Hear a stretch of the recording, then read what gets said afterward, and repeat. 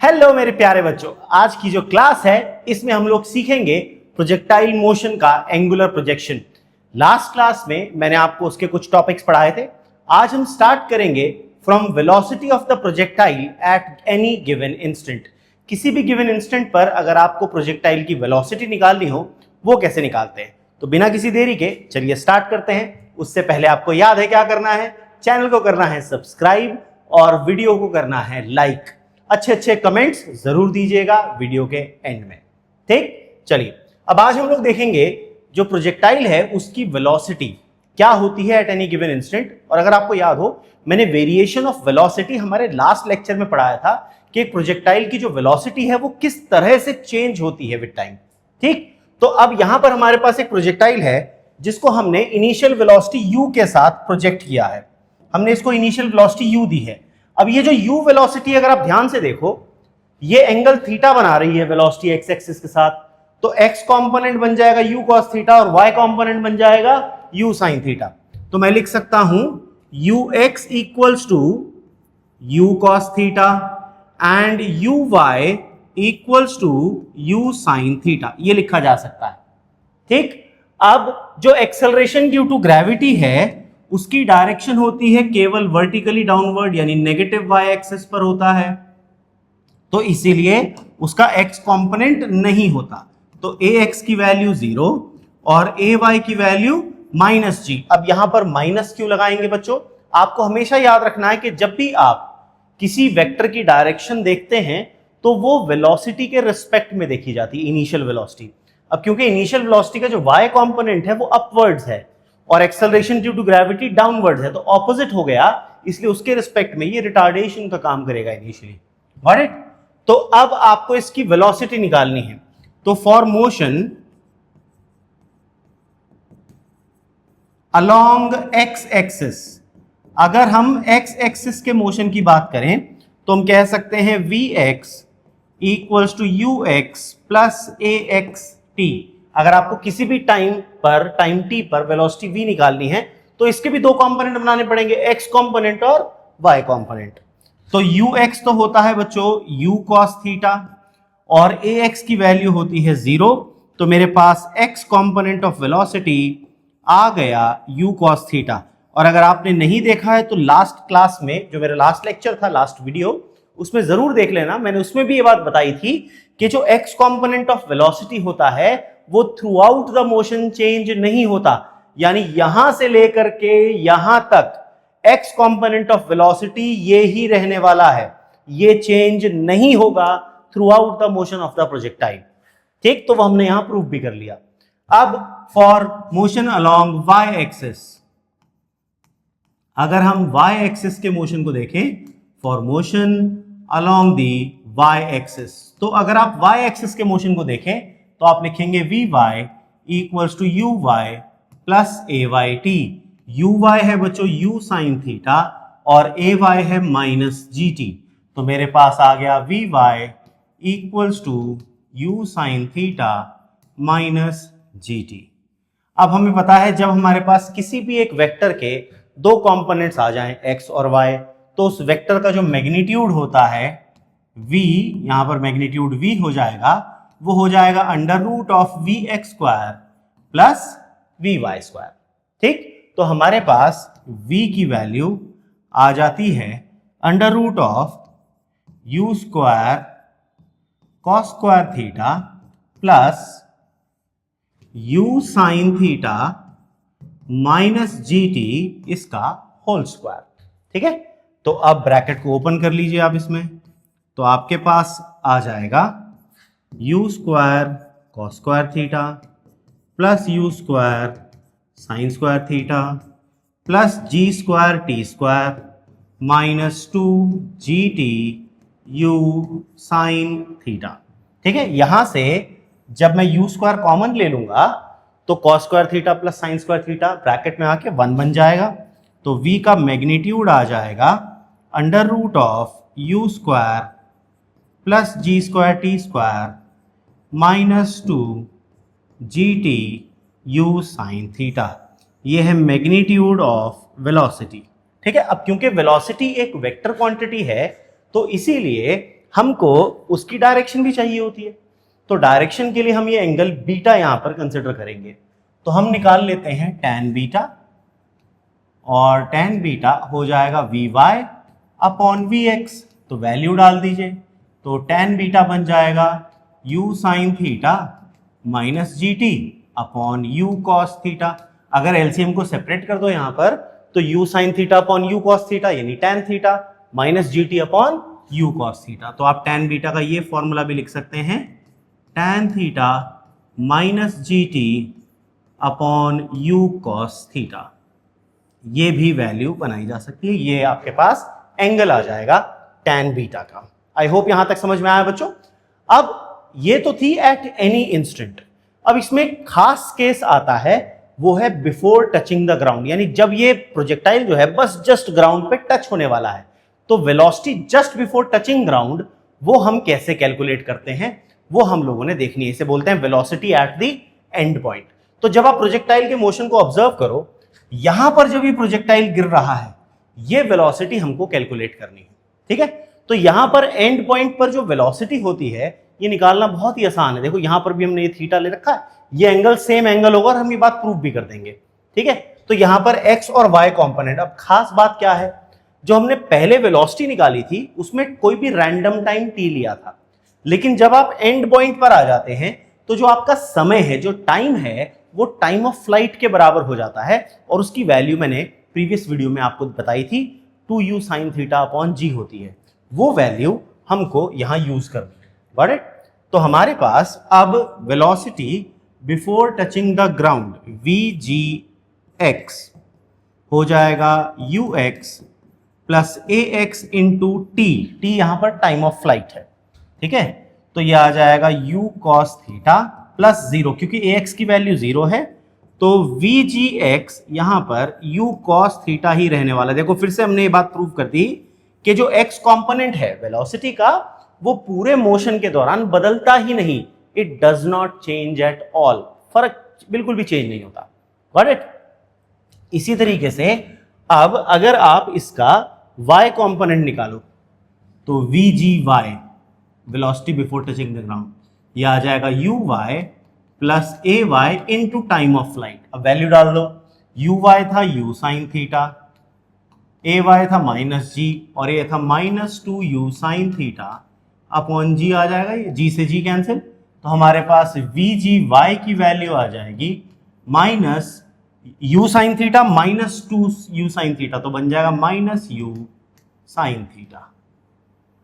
ठीक है, तो अब अगर मैं vg कैलकुलेट करूं, velocity before touching the ground, तो vg x का स्क्वायर प्लस vg y का स्क्वायर, जो कि आ जाएगा under root of u square cos square theta plus u square sine square theta plus क्यों, क्योंकि माइनस का स्क्वायर करेंगे तो प्लस ही बन जाएगा। तो मेरे पास vg आ जाएगा u के बराबर। ठीक है, इसका मतलब जितनी वेलोसिटी से आपने प्रोजेक्टाइल को फेंका था, गिरते समय उसकी स्पीड एग्जैक्टली सेम होती है। ठीक, यानी अगर मैंने u से उछाला तो u से ही गिरेगा, ये मतलब है इसका। अब एंगल निकालते हैं। यहां का एंगल जो है इसको हम बीटा बोल देते हैं। अब वो tan बीटा है ना, उसकी वैल्यू निकाल लेते हैं।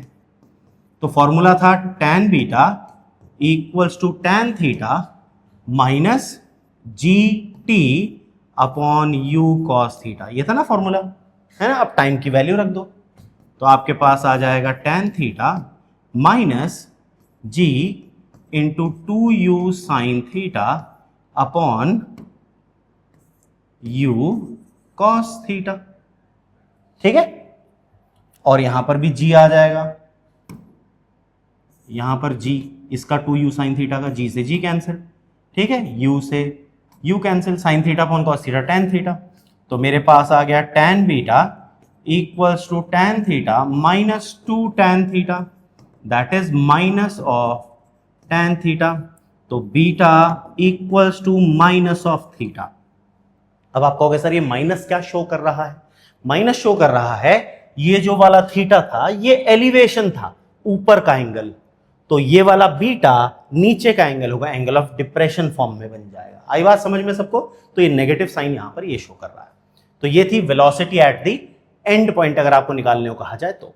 अब इसमें एक बहुत इंपॉर्टेंट और बहुत कॉमन क्वेश्चन है, वो है कि आपको ये प्रूव करना है कि ऐसे दो एंगल्स होते हैं जिस पर हॉरिजॉन्टल रेंज सेम होती है। There are two angles of projection for which the horizontal range is same. दो ऐसे एंगल ऑफ प्रोजेक्शन हैं जिस पर हॉरिजॉन्टल रेंज बिल्कुल आइडेंटिकल, एकदम सेम आती है, बराबर आती है।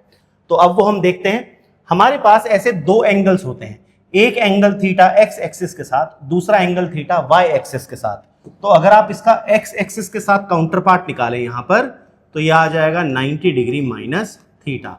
अब हम ये प्रूव करके देखते हैं कि यहां पर रेंज सेम है।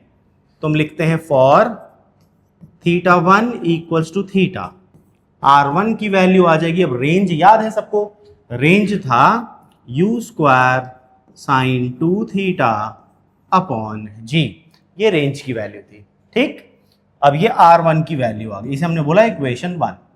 अब हम थीटा 2 लेते हैं, for theta 2 equals to 90 degree minus theta, तो रेंज R2 आएगी u square sine 2 90 degree minus theta upon g, जिसको हम लिखेंगे u square sine 180 degree minus 2 theta upon g. अब यहां लग जाएगी साइन की identity, sine 2 pi minus x equals to sine x. ठीक, sine pi minus x equals to sine x, sorry. तो हमारे पास R2 आ जाएगा u square sine 2 theta upon g. तो आप कह सकते हो from equation 1 and 2 R1 equals to R2। तो ऐसी दो एंगल्स होते हैं थीटा और 90 माइनस थीटा जिस पर रेंज की वैल्यू बिल्कुल सेम आती है, यानी 30 डिग्री पर और 60 डिग्री पर दोनों पर रेंज बराबर आएगी। फर्क होता है हाइट का, हाइट सेम नहीं होती। देखो, we are only talking about range, यहां पर हाइट सेम बिल्कुल नहीं, हाइट अलग अलग है, मैक्सिमम हाइट अलग अलग है, सिर्फ रेंज सेम है, हॉरिजॉन्टल रेंज। ओके, अब अगर आप एक प्रोजेक्टाइल को वर्टिकली उछालो तो बच्चों थीटा जो एंगल ऑफ प्रोजेक्शन है वो कितना हो जाएगा? जाहिर सी बात है 90 हो जाएगा। तो अगर आप उस थीटा की वैल्यू 90 डालो तो हाइट तो आ जाती है u स्क्वायर अपॉन 2g, ये इसकी मैक्सिमम हाइट होती है, इससे ज्यादा हाइट इस वेलोसिटी के साथ पॉसिबल नहीं। टाइम ऑफ फ्लाइट हो जाता है 2u अपॉन g और रेंज हो जाती है 0, यानी प्रोजेक्टाइल जहां से उछाला वहीं पर वापस गिर जाएगा, तो वो कोई हॉरिजॉन्टल डिस्टेंस कवर नहीं करता, इसलिए रेंज बन जाती है 0। तो ये याद रखना कि इसमें आप थीटा की वैल्यू 90 डिग्री पुट कर दोगे तो ये केस आपके पास आ जाएंगे। Got it? अब बात करते हैं प्रोजेक्टाइल के जो हमने सारे फॉर्मूला सीखे कल की क्लास में और आज की क्लास में। हाइट, जो मैक्सिमम हाइट होती है उसका फॉर्मूला है u square cos square theta upon 2g, time of flight का 2u cos theta upon g, range का u square sine 2 theta upon g, velocity जो हमने आज सीखा ये फॉर्मूला था, और उसका एंगल निकालने के लिए फॉर्मूला हमारे पास ये था। ठीक, तो ये हमारे पास आंसर आ गया। वर्टिकल के साथ के लिए हमने फॉर्मूला जो देखे वो ये है। देखो फर्क क्या है, अगर आप नोटिस करो ये साइन की जगह कॉस आ गया, ये साइन की जगह कॉस आ गया, रेंज सेम रहने वाली है। ठीक है, टेन की जगह कॉट आ गया, साइन की जगह कॉस आ गई, यही डिफरेंस है बस, क्योंकि वो 90 माइनस थीटा वाला कॉन्सेप्ट लग जाता है इसीलिए। अब kinetic energy of projectile eight highest point. अब मैंने आपको बताया था जब प्रोजेक्टाइल हाईएस्ट पॉइंट पर होता है वहां तक का टाइम हमने लास्ट क्लास में निकाला था, याद है? वो टाइम ऑफ मैक्सिमम हाइट था u साइन थीटा अपॉन जी। जो कल की मेरी क्लास थी उसमें मैंने ये बताया था आपको, u साइन थीटा अपॉन जी होता है टाइम फॉर मैक्सिमम हाइट। ठीक है, तो यहां पर जो वेलोसिटी होती है, velocity of projectile eight highest point, वो जो वेलोसिटी आती है वो आती है केवल u cos थीटा। तो इसलिए जो काइनेटिक एनर्जी हो जाएगी वो होती है हाफ mv स्क्वायर, तो हो जाती है half m u square cos square theta. ये है kinetic energy of the projectile eight highest point. अगर आप एडिशनली मोमेंटम निकालना चाहें तो मोमेंटम mv होता है, तो वो हो जाता है mu cos थीटा। ये हाईएस्ट पॉइंट की वेलोसिटी है ऑफ द प्रोजेक्टाइल और उससे काइनेटिक एनर्जी और मोमेंटम दोनों निकाले जा सकते हैं। ठीक है, अब कुछ इंपॉर्टेंट पॉइंट्स हैं। ये जो रेंज सेम वाला कॉन्सेप्ट है, ये थीटा और 90 माइनस थीटा के साथ साथ थीटा प्लस 45, 45 प्लस थीटा और 45 माइनस थीटा पर भी वैलिड है। तो यानी रेंज 45 प्लस थीटा और 45 माइनस थीटा दोनों पर सेम आती है। इसके बाद अगर प्रोजेक्टाइल मोशन की बात कर रहे हैं तो काइनेटिक एनर्जी मैक्सिमम कहां होती है? जहां से आपने फेंका, क्योंकि वेलोसिटी वही मैक्सिमम थी, या दूसरी वो वेलोसिटी सेम कहां पर आती थी? जहां वो गिरता है। तो काइनेटिक एनर्जी मैक्सिमम होती है at the point of projection and at the point of reaching the ground. इन दो पॉइंट्स पर काइनेटिक एनर्जी हमेशा मैक्सिमम होती है। ठीक है, फिर ऐसे दो टाइम होते हैं प्रोजेक्टाइल के मोशन में जिसमें projectile is at the same height. देखो, प्रोजेक्टाइल को जब आप उछालोगे, आपने उछाला, तो मैं यहां पर ये हाइट ले लेता हूं, लेट अस से ये वाली हाइट। तो इस हाइट पर प्रोजेक्टाइल एक बार जाते हुए था, एक बार आते हुए था। ये देखो हाइट h जो है प्रोजेक्टाइल की दो बार थी। तो यहां पर टाइम t1 था, यहां पर टाइम t2 था। तो याद ये रखना है कि ये जो t1 प्लस t2 होता है ये टाइम ऑफ फ्लाइट के बराबर होता है। ठीक है, ये जो t1 प्लस t2 है it is equal to the time of flight. ठीक, और इनका जो सम है वो इक्वल होता है टाइम ऑफ फ्लाइट के। ये पॉइंट है, इंपॉर्टेंट है, काम आता है। समझ में आ गया सबको? इसके बाद जो मैक्सिमम हॉरिजॉन्टल रेंज है, maximum range theta equals to 45 पर, वो 4 टाइम्स हाइट होती है एट द सेम एंगल। ये हम प्रूव कर सकते हैं और ये यूज भी कर सकते हैं हम। देखो, मैक्सिमम रेंज आर मैक्स, अगर आप आर मैक्स की वैल्यू देखो, R equals to R max at theta equals to 45 degree. अब जो आर होता था वो होता था u square sine 2 theta upon g. जब आप थीटा की वैल्यू 45 डाल दोगे तो ये आ जाएगा u square sign 90 upon g. तो आर मैक्स की वैल्यू आ जाती है यू स्क्वायर अपॉन जी। ठीक है, अब हाइट भी निकालते हैं। हाइट का फॉर्मूला होता था u square sine square theta upon 2g। तो आप डालोगे u square upon 2g sine square 45 degree. Sine 45 होता है 1/√2, उसका स्क्वायर कर दोगे तो 1/2। तो you square upon 2g into 1/2। तो h की वैल्यू आ गई यू स्क्वायर अपॉन 4g। अगर आप नोटिस करो, इसको मैं 1/4 टाइम्स यू स्क्वायर अपॉन जी लिख सकता हूं। और ये जो यू स्क्वायर अपॉन जी है ये क्या है? R max. तो मैं h लिख सकता हूं आर मैक्स अपॉन 4, या आर मैक्स की वैल्यू आ जाती है 4 टाइम्स हाइट। ठीक है, तो ये रिलेशन हम डिराइव भी कर सकते हैं कि 45 डिग्री पर जो मैक्सिमम रेंज है वो 4 टाइम्स द हाइट होती है, यानी जितना ऊंचा गया उससे 4 गुना वो दूर जाएगा। इसके बाद अगर आप किसी प्रोजेक्टाइल को देखते हैं तो उसके लिए h अपॉन आर की वैल्यू हमेशा 1/4 tan थीटा होती है। ये भी निकाल सकते हैं। देखिए, h की वैल्यू अगर आप देखो, u square sine square theta upon 2g, r की value u square sine 2 theta upon g, जिसको आप लिख सकते हो 2u square sine theta into cos theta upon g. मैंने 2 थीटा साइन 2 थीटा को खोल दिया, 2 साइन थीटा कॉस थीटा, दोनों को डिवाइड कर दो तो h अपॉन आर हो जाएगा u square sine square theta upon 2g into g upon 2u square sine theta into cos theta. Sine theta से साइन थीटा का स्क्वायर कैंसिल, यू स्क्वायर से यू स्क्वायर, जी से g. तो हमारे पास आ गया h upon R 1/2 into 1/2 1/4 sine theta upon cos theta tan theta. ठीक है, तो जो h अपॉन आर होता है वो 1/4 tan थीटा के इक्वल होता है। और ये फॉर्मूला बच्चों ये यूज भी होगा न्यूमेरिकल्स में। आई होप आपको angular projection of a projectile समझ में आया होगा। अगर आपको मेरा पढ़ाया अच्छा लग रहा है बच्चों, तो चैनल को सब्सक्राइब करिए, अपने दोस्तों के साथ शेयर कीजिए, भर भर के कमेंट करिए, ताकि मुझे लगे कि हाँ, मैं जो मेहनत कर रहा हूँ वो आप तक पहुँच रही है और आपको समझ में आ रहा है। अपने जो भी आपकी फीलिंग्स है, जो भी आपको फील कर रहे हैं कि हाँ मुझे फिजिक्स अच्छी लग रही है या ये चीज़ अभी बाकी है, तो उनको कमेंट्स में जरूर बताएं और मैं आपके साथ जरूर बना रहूंगा और डिस्कस करूंगा उसके बात को। ठीक है, मिलते हैं हमारी अगली क्लास में, तब तक के लिए जय हिंद।